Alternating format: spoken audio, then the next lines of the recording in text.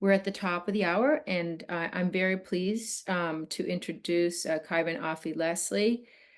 He is a PhD working as a postdoctoral research fellow at the Islet Biology Exeter Institution, or EBEX, in England. And we're really excited about this series. We have six scientists coming from the UK who have been sort of selected and spotlighted by the JDRF UK. And we're going to be talking with them over the next couple of months this spring to kind of highlight their exciting new work and give them a chance to interact with a wider audience and connect and collaborate. So just a little bit about Dr. Leslie. He is focused on studying the role of transcription factor STAT6 in beta cell health. In particular, his team has shown that STAT6 activation protects beta cells from the detrimental actions of pro-inflammatory cytokines. And they've shown that the activation of STAT6 by IL-4 and IL-13 increases the expression of a previously unrecognized signal regulatory protein alpha, are in the process of uncovering its mechanism of protection. Dr. Leslie himself was raised in Cameroon, where he obtained his bachelor's degree in medical laboratory sciences at the University of Bue. He later on obtained funding from the Commonwealth Association to study a master's in immunology at the University of West England and a PhD at the University of Exeter. He's interested in understanding the role of anti-inflammatory cytokines in the protection of beta cell inflammation in type 1 diabetes, particularly investigating how anti-inflammatory cytokine IL-13, which protects beta cells, can be exploited to achieve therapeutic targets for beta cells in type 1 diabetes. Thank you so much for joining us and for presenting this talk titled From Anti-Inflammatory Cytokine IL-13 to Therapeutic Targets of Type 1 Diabetes. Well, thank you very much, Monica, for the invite. It's a great opportunity to share some of the work I've been doing that started off during my PhD under the mentorship of Noel, Sarah, and Mark Russell at the Islet Biology Exeter team.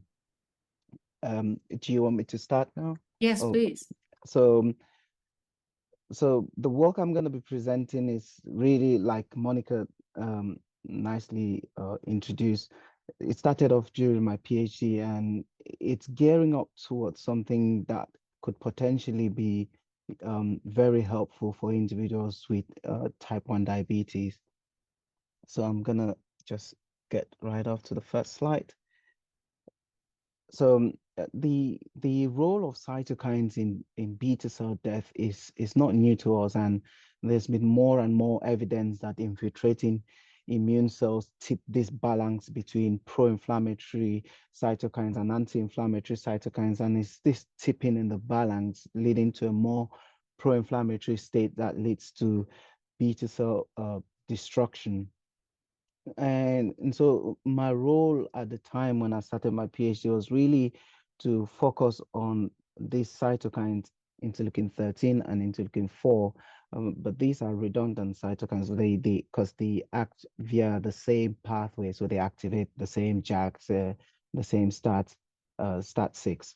So I'll just go on to just give you a brief introduction on the signaling pathway of interleukin-13. So interleukin-13 would bind to its receptor up here, and that would lead to the activation of phosphorylation of a JAK, which would then lead to the recruitment of a transcription factor STAT6, and the STAT6 is then phosphorylated, and this phosphorylation leads to the formation of a dimer, a dimer of STAT6, and this dimer then translocates to the nucleus where it would transcribe genes of interest. And so to begin the work, at least it was important for our lab to set the scene to be able to show that we could have the activation of STAT6. And we did that by performing Western blots in rodent model cell types, INS1s, and using human islets. And as you can see, at 15 minutes, you get phosphorylation of STAT6, and that is sustained to about 2 hours, and then you get a gradual decrease. You could also see that in human islets, you get a good activation of STAT6, and that's shown by the the darker band. Really, this work was even geared by work that was done in on rodent mice models, the NOT mice, and these are mice that would spontaneously develop diabetes around 10 weeks to about 15 weeks, especially the female ones. The work that was done by Cameron showed that if you injected these mice with either of these cytokines, you decrease the incidence of diabetes. And so that it was important for our lab to first of all establish this. And we did this in our rodent and endo cells. And we showed that if you induce cytotoxicity by taking away serum, and that's what you see here. We take you culture these cells in petri dishes without serum, you increase beta cell death. But if you do it, haven't pre-incubated in interleukin 13, as you've seen in the green box, you get a protection, so there's less beta cell death. Equally, we use cytokines to induce beta cell death, and cytokines were protected by treatment with interleukin 13. And so having seen concordance with the NOT mice studies, we wanted to be sure that this was through the JAK-STAT6 signaling pathway, which I showed in the previous slide. And we wanted to show its relevance in pancreas sections. And so we stained for STAT6. So what you're seeing in the green is a section from an individual without diabetes, and so the pancreas has been taken, fixed, and then stained with STAT6 antibody. And so you can see a nice green stain, which really co-localizes with the blue staining, which is insulin, showing that STAT6 is really expressed within the beta cells. And so having had this knowledge, we had to then ask the question, what is the state of STAT6A in type 1 diabetes? And so we stained a couple of more tissue sections from people who sadly passed away of type 1 diabetes, and which Exeter holds some of those rare samples, to the best of my knowledge, a majority of them. And the top panel is the control staining, which is likened to this first one. And you can see there's still green within the islets. You see strong green staining. And the bottom panel here is sections of individuals who sadly passed away from type 1 diabetes. And you can see that the green staining is lost, showing that STAT6 is completely lost in type 1 diabetes.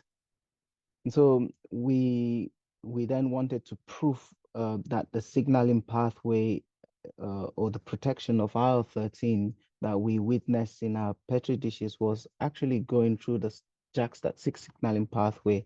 And so to do this, we use small interference RNA to knock down the expression of STAT6. And when we did the knockdown, we were able to achieve 75% and above knockdown. And so with this in mind, we then performed the cytokine experiments that I showed in 2 slides ago. And when you put in pro-inflammatory cytokines, you get significant cell death.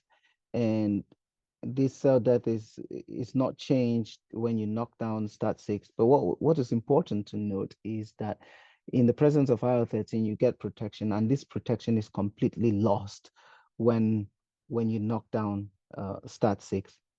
So we've established at this point that the protection that IL-13 is offering to the beta cells is through the transcription factor STAT6. And so we wanted to know the downstream genes that IL-13 activates. And so we used the qPCR array, and we stimulated beta cells with interleukin 13. And following the stimulation, we ran the RT-qPCR, and what came to our surprise was this novel gene. At least in our lab, it was new to us, SERP alpha. we did come across, so we did have an increased expression of MCL1 and BCL 2L1, which we published in the paper to show that these were STAT6 mediated, and these are anti-apoptotic proteins. But SERP alpha was definitely standing out, and so we needed to be sure that this is expressed in the models that we were using. So we showed that if you stimulate ins1s with interleukin 13 and interleukin 4, you get this increased darkening of the band, which shows that there is an increased expression of SERP alpha. We're able to show this in endos, and we're able to show this in using human islets that we obtained from Oxford. But what is this protein SERP alpha? Well, SERP alpha is well known in the immunological world to be part of the checkpoint. So it's expressed on macrophages, and what they do is when they come across a cell, the interaction between SERP alpha occurs with another protein known as CD47, which is a marker of cells. And this is used by macrophages. This interaction is used by macrophages to decipher self from non-self. And so you'd imagine that if they came and you couldn't present CD47, they then phagocytose the cell. And so this interaction can either be on the same cell or across two cells, in which is a trans, or on the same cell is known as a cis interaction. We have done work on CD47, and that work was published in 2021. And we showed that CD47 expression changed with the type 1 diabetes phenotype. And you can go check that work. And so haven't shown that SERP alpha is increased by IL-13 stimulation. We wanted to know whether SERP alpha contributed to the protection that we were observing on our beta cells. And so we performed another serum deprivation experiment. So induced beta cell death by culturing these beta cells without serum. And when we put in a plasmid to overexpress SERP alpha, we were able to significantly reduce beta cell death. And we then noticed something new. If you use small interference RNA to knock down the expression of SERP alpha, you increase beta cell death. And this is in serum containing cells. But if you do that and the cells don't have serum, this cell death is exacerbated significantly.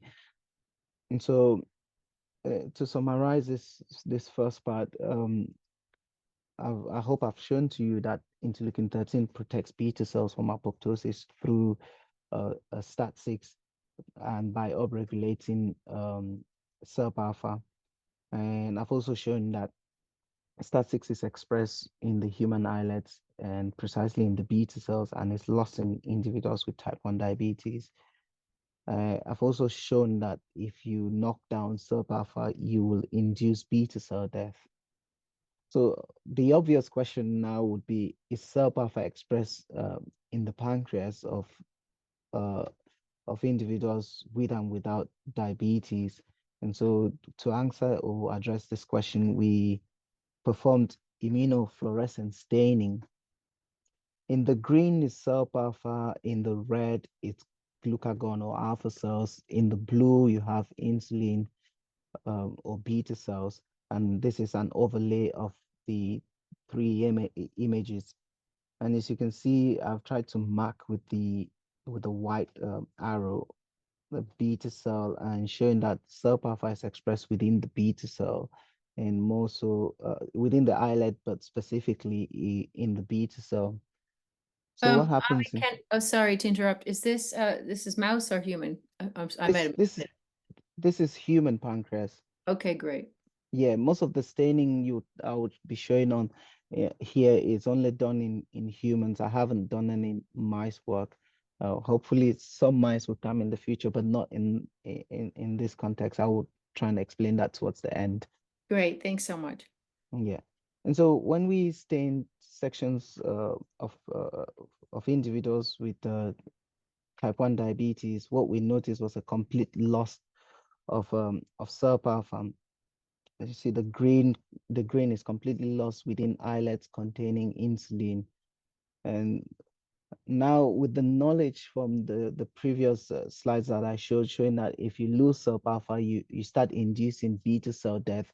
What we didn't know at this stage was whether by which mechanism was this cell death occurring. But one thing we do know is that in type 1 diabetes, the STAT1, which is another transcription factor of the JAK-STAT family, is significantly increased. And so this pushed us to ask the question, is that pathway activated when we lose SERP-alpha? And so we performed a luciferase assay, which basically measures the activity of the STAT1 transcription factor by, it's an indirect way of doing it. It measures the binding of this transcription factor to its promoter region. And so a good positive control is the interferon gamma. So if you treat cells with interferon gamma, STAT1 is activated and you get an increase in STAT1 activity. And surprisingly to us, when we did a knockdown after 96 hours, we had a significant increase in STAT1 activity, which made us to hypothesize that SERP-alpha and STAT1 must be interacting. What was even more interesting was that if you increase SERP-alpha expression, you suppressed and significantly, you basically attenuated this the STAT1 activity. And so with this in mind, we wanted to confirm that these two were interacting in some way. And to do this, we used mass spectrometry. So we gathered our samples from the lab, we did a pull down with SERP-alpha, and then sent it up for mass spectrometry. So the results came back, and while we were happy that STAT1 was amongst the candidate proteins interacting with SERP-alpha, there was a new candidate in town which was much big, which showed a much bigger presence, and that was HDAC6. And so it started bringing forth this new theme that there must be interaction between SERP-alpha, HDAC6, and STAT1. But we needed to confirm. Afi, Yeah, what is the role of HDAC6 in a normal I'm, islet I, or beta yeah, cell? you're jumping the gun, Monica. I'm gonna Oh, explain. sorry. Just I'm gonna showing explain. my own ignorance. It's all good. It's all good. I'm Okay, gonna I'll explain. wait. I'm patient. Yeah, I'm gonna explain. So Exciting. we needed to confirm these results. Obviously, sometimes you can do mass spec and you can get some false positives, and so we just wanted to be sure of what we were seeing. So using human islets that we were able to obtain from the transplant unit in Oxford, we showed that you could, if you pull down with SERP-alpha, you will be able to find HDAC6 and STAT1. So, but what is HDAC6? And so to answer your question, well, Here it is. HDAC6 it's an enzyme, and it belongs to a group of enzymes that their role is to remove the acetyl group from protein moieties, usually lysine residues. And most of these enzymes reside in the nucleus, but HDAC6 is one of the few, I think one of the two, there are about 18 of them, and two of them, HDAC6 and HDAC10, are known to reside in the cytoplasm, although can migrate to the nucleus. And the target one well-known target for HDAC6 is its ability to deacetylate tubulin. Eh, So if HDAC6 is present, tubulin would lose its acetyl group, so because it would remove it. And so if you block HDAC6, what you'd see is an increase in the acetylation of tubulin. So we wanted to test this in our endos, and so we bought an inhibitor of HDAC6. And as you would see on the Western blot, when you use the inhibitor in a drug-dependent manner, you get a nice increase in the acetylation of tubulin, and this is in beta cells or in endo beta cells. And having had the hypothesis in the previous slide where we said we're thinking there must be a sequestration of both STAT1 and HDAC6. And if they're being sequestered, there is a possibility that the sequestration is preventing them from interacting directly. And so if we try to interrogate the pathway activated by interferon gamma in the presence of the inhibitor, we might find uh, a dysfunctionality. That was our working hypothesis, but it was an easy experiment to test. And to do this, we cultured some beta cells and then stimulated the beta cells with interferon gamma in the presence of the drug. Notice as you increase the drug concentration, you get a decrease in the phosphorylation of STAT1. And this was becoming very interesting to us. Ooh, our hypothesis is going in the right direction. And we know that the drug is working because you get a nice increase in tubulin acetylation. So now we've shown that if you inhibit HDAC6, you decrease the ability of interferon gamma to activate STAT1.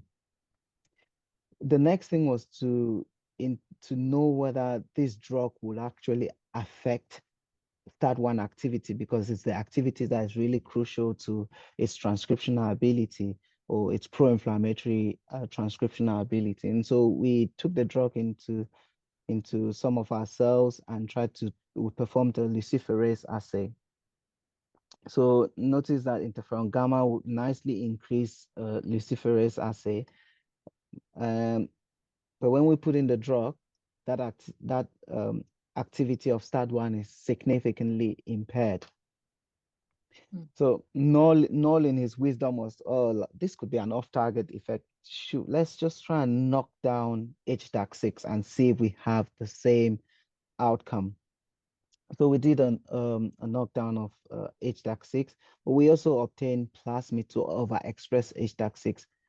What you see is interferon gamma again nicely being upregulating the activity of STAT1. And then if you put in more HDAC6, you get an exacerbation of the inflammatory pathway. But then if you knock down the lysine deacetylase, you impair this pathway or you significantly reduce the activity of STAT1. So now we've shown that the transcription might if you use the drug, you might affect transcriptional activity of STAT1.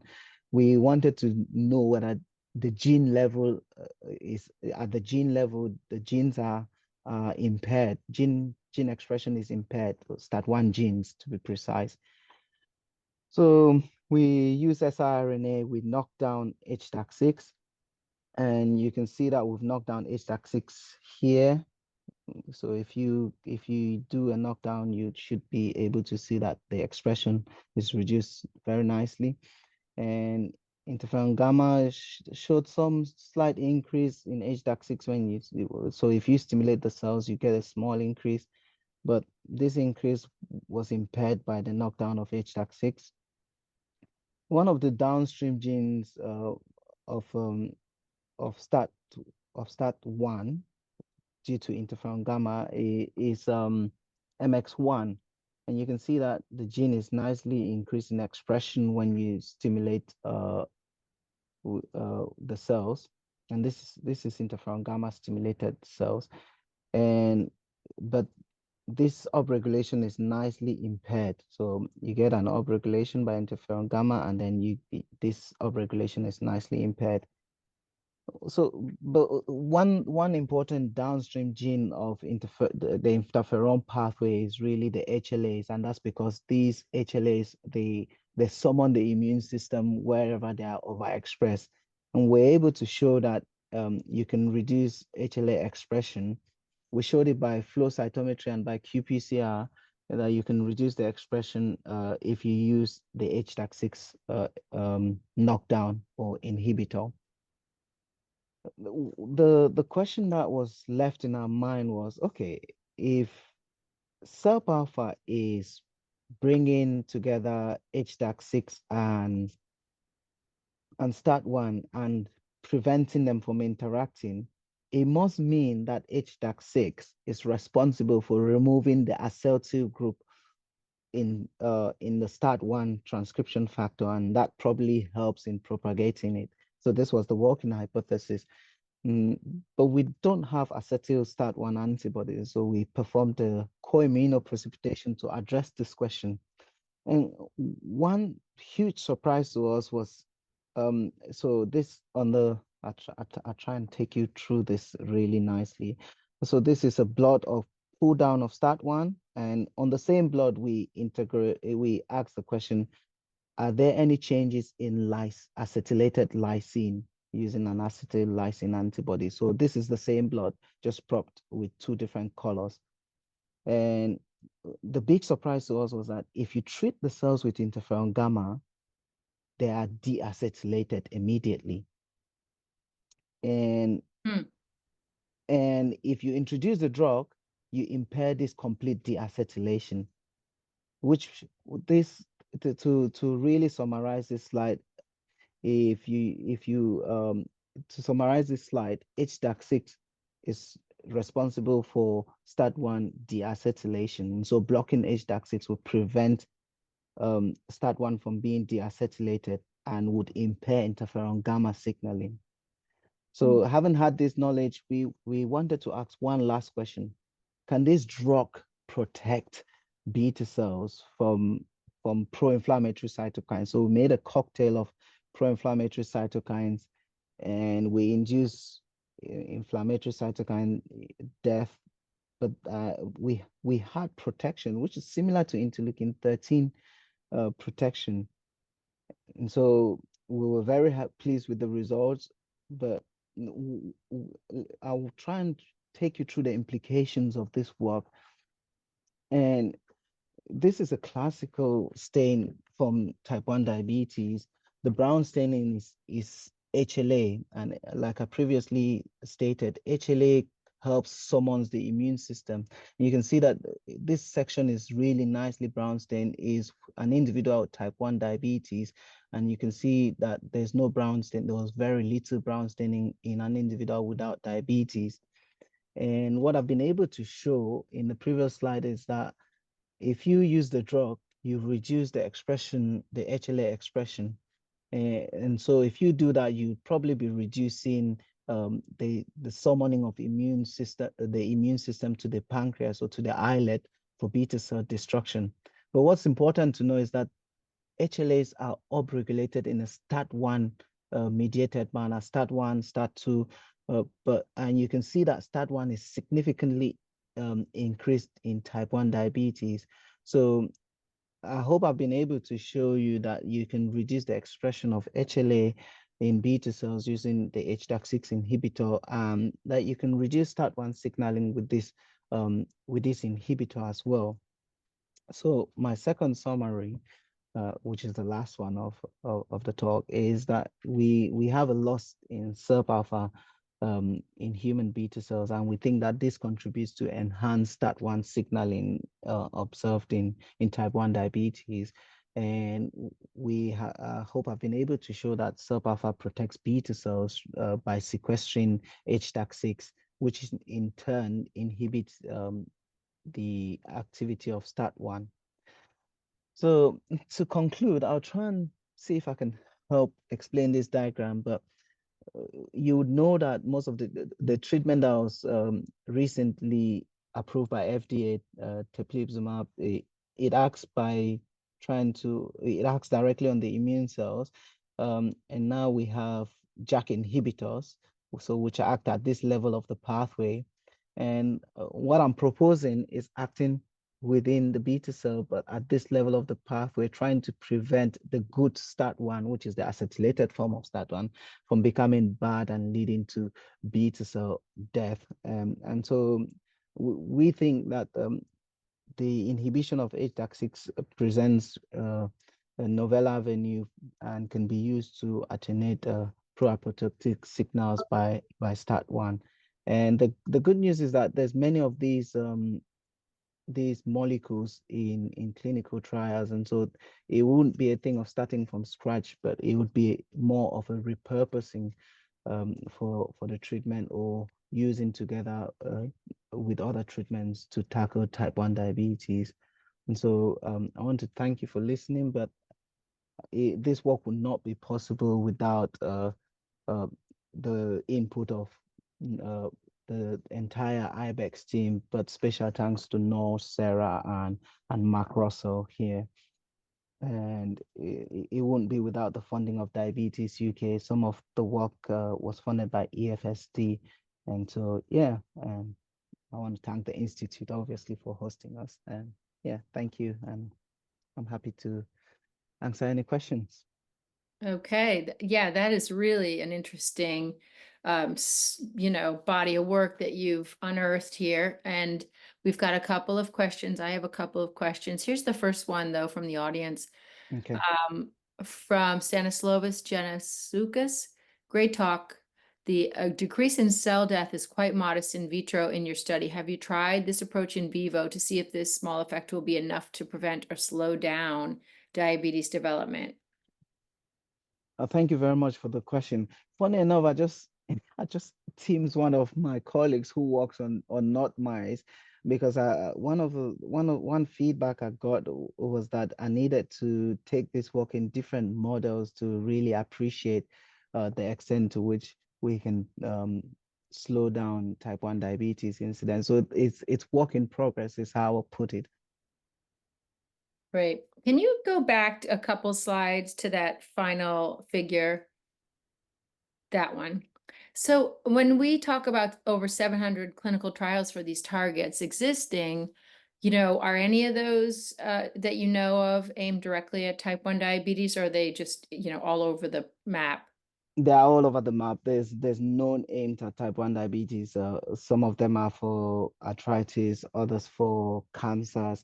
And when I say 700, I'm really including the family of HDACs, and Mm. that's really an overstatement. But there are at least 6 of them that are for HDAC6, and the rest for other HDACs, and many of which have been implicated in inflammatory pathways. But we were hoping that we can extend this work not just to this particular HDAC, but to others. Yeah. And then I just wondered if you might just sort of like unpack a little bit when HX6, you mentioned that one of the well-known targets is alpha tubulin. Can you hypothesize or speculate a little bit about the mechanism there, or if you want to, Um, and how it might apply to this so situation? yeah, I'm gonna try and unpack that. One of the slides which I didn't show in this talk was that we were able to show that interleukin 13 can actually increase the acetylation of tubulin over time. So we now know that interleukin 13 can indirectly act by blocking HDAC6 activity. And when it does that, it simply just blocks the catalytic part of the protein, the enzyme part of the protein, um, and so that prevents it from really performing its cleaving of the acetyl group, which is what its role is. And so yeah, so that's how I think it works. And how the drug works, I don't know. Hmm. Mm-mm. Yeah, I mean, because alpha tubulin has many roles, It does. but And it's implicated in Alzheimer's as well, in tauopathy and all of that. And we know that there's other studies showing that HDAC6 is increasing Alzheimer's. So there hmm, is a link. Mm. that's very interesting. Yeah, because I mean, the whole secretory pathway is dependent on some of that cytoskeletal pieces. Um, well, you've got a lot of, oh, here's another question. What are the known and probable adverse effects of HDAC inhibition? Well, on the other side of things. The yes, so they have really worked on the dose. Some of the clinical side effects of overdosing was like nausea and vomiting. Um, but we don't really know all of the off targets because many of them are still ongoing, but the few that were published, that's what I came across. But they've worked on the dose, so it's past its immunological and toxicity um clinical, what's it, trials. So they have found the right dose. So hopefully it's the dose that can work for us as well. Great. Here's another question. STAT6 knockout mice exist. Any data about their islet function? Also, any mutations in STAT6 HDAC are known in type 1 diabetes? It's in the chat. I There are two haven't, questions. yeah, I haven't used the STAT6 knockout mice. I haven't tried to check their islet functions. I don't know. The concerning mutations, the only ones that have been established are actually in the SERP alpha region rather than actually uh STAT6 or HTAC6, at least to the best of my knowledge. SERP alpha and SERP gamma as well. Um, and I guess I did drop that, let's see. Oh, sorry about that. That's an older thing. Um, okay, so everyone, there's a lot of accolades in the Thank you. chat. Thank you very much. People saying great talk, thanks a lot, excellent talk, etc. So, and yes, I totally agree. It was a beautiful talk, a beautiful walkthrough, a very finely done story. So we can't wait to see what comes next from your laboratory or papers coming up, and we'll keep an eye out. Thank you again so much for Thank joining us. thank you very much, Monica. I appreciate the opportunity. Have a great rest of your day. Thank you, you too. Bye-bye.